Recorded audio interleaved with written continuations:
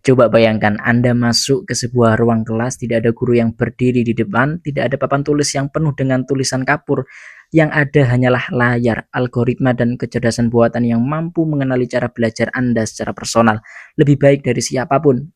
Kedengarannya seperti film fiksi ilmiah, bukan?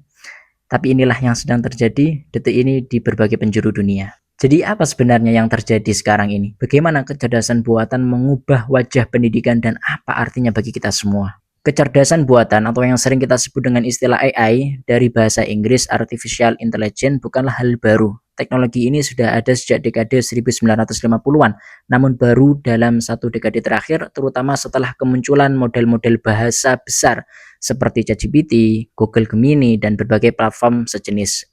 AI benar-benar memasuki kehidupan sehari-hari kita dengan cara yang belum pernah terjadi sebelumnya. Di dunia pendidikan, perubahan ini tidak bisa lagi diabaikan. Kita sedang berada di titik persimpangan yang sangat krusial, di mana cara manusia belajar, mengajar, dan mengevaluasi pengetahuan sedang mengalami perubahan mendasar. Dan memahami perubahan ini bukan hanya tugas para pakar teknologi. Ini adalah tanggung jawab kita semuanya, baik sebagai pelajar, pendidik, orang tua, maupun warga masyarakat yang hidup di era digital. Lantas, apa itu AI dalam pendidikan? Secara sederhana, AI dalam pendidikan bekerja seperti seorang asisten yang tidak pernah lelah, tidak pernah lupa, dan selalu belajar dari setiap interaksi.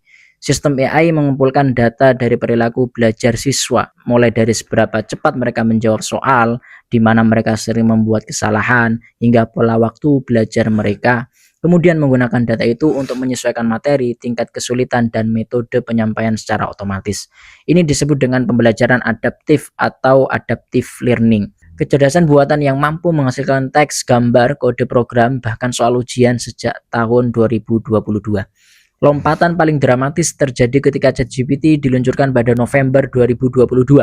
Dalam waktu kurang dari 2 bulan, platform ini meraih lebih dari 100 juta pengguna aktif, menjadikannya salah satu produk teknologi dengan pertumbuhan tercepat sepanjang sejarah.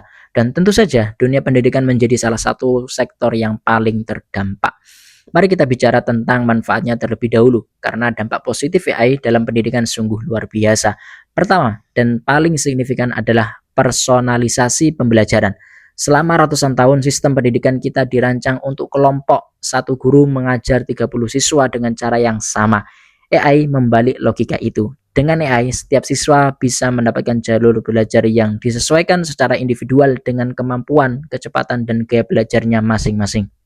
Kedua, AI membuka akses pendidikan yang lebih luas dan merata. Seorang anak di pelosok Kalimantan kini bisa mengakses tutor berbasis AI yang kualitasnya setara dengan bimbingan belajar terbaik di Jakarta, selama ada koneksi internet. Ini adalah revolusi kesetaraan pendidikan yang selama ini hanya ada dalam mimpi kita. Dan yang ketiga, AI membantu guru dalam tugas-tugas administratif yang menyita waktu, mengoreksi jawaban, membuat laporan kemajuan siswa, merancang silabus, hingga menghasilkan soal latihan. Dengan berbagai administratif yang berkurang, guru memiliki lebih banyak waktu untuk hal yang paling berharga, interaksi manusiawi yang bermakna dengan murid-muridnya. Lalu terkait dengan tantangan dan resiko yang harus diwaspadai. Ya, teman-teman semuanya, namun di balik semua manfaat yang menggiurkan itu, ada tantangan serius yang tidak boleh kita tutup mata. Yang paling mengkhawatirkan adalah masalah integritas akademik. Ketika AI bisa menulis esai, menyelesaikan tugas matematika, bahkan menjawab soal ujian dalam hitungan detik, bagaimana kita memastikan bahwa seorang siswa benar-benar belajar dan bukan sekedar menyerahkan pekerjaan AI sebagai miliknya sendiri?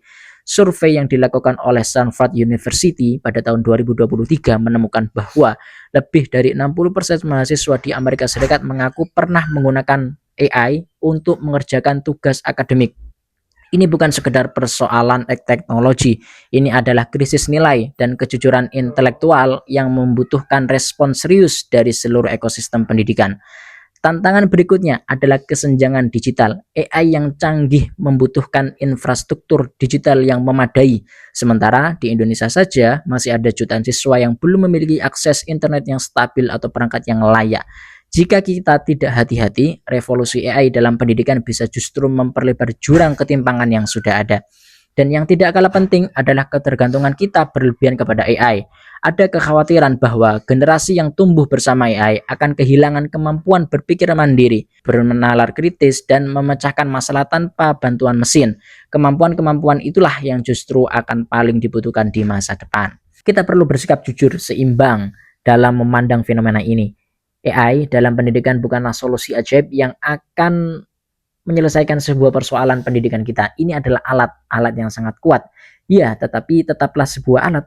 Efektivitasnya sangat bergantung pada bagaimana kita sebagai manusia memilih untuk menggunakannya. Di era AI, yang paling berharga bukan lagi kemampuan menghafal fakta atau mengerjakan soal rutin. Mesin sudah melakukan itu jauh lebih baik daripada kita. Yang paling berharga adalah bagaimana kita mampu berpikir kritis, kreativitas, empati, kemampuan berkolaborasi, dan kecerdasan etis. Kemampuan-kemampuan ini adalah hal-hal yang belum bisa direplikasi oleh AI. Bagi para pendidik, ini adalah undangan untuk bertransformasi. Peran guru tidak akan hilang, justru akan semakin mulia. Guru masa depan adalah fasilitator, mentor, dan pembangun karakter. Mereka yang membantu siswa tidak hanya menjadi cerdas secara kognitif, tetapi juga bicara secara moral. Dan bagi para pembuat kebijakan ini adalah seruan untuk bergerak cepat dan cermat, regulasi yang baik, investasi dalam infrastruktur digital yang merata, dan kurikulum yang responsif terhadap perubahan. Semua ini bukan kemewahan, melainkan kebutuhan mendesak. Satu hal yang pasti, perubahan ini tidak akan berhenti. AI akan terus berkembang dan semakin canggih, dan akan semakin dalam menyentuh kehidupan kita. Pertanyaan terbesar bukan lagi apakah AI akan mengubah pendidikan, melainkan bagaimana kita akan mengarahkan perubahan itu agar benar-benar bermakna bagi manusia. Pendidikan pada akhirnya adalah tentang manusia, tentang pertumbuhan, tentang makna, tentang nilai-nilai yang kita wariskan kepada generasi penerus, dan tidak ada AI secanggih apapun yang bisa menggantikan esensi dari proses kemanusiaan yang mendalam itu. Jadi, pertanyaan yang saya tinggalkan untuk Anda hari ini adalah sebagai pelajar, pendidik, dan orang tua, peran apa yang ingin Anda mainkan dalam revolusi pendidikan ini? Apakah kita akan menjadi penonton yang pasif atau aktor aktif yang ikut membentuk masa depan?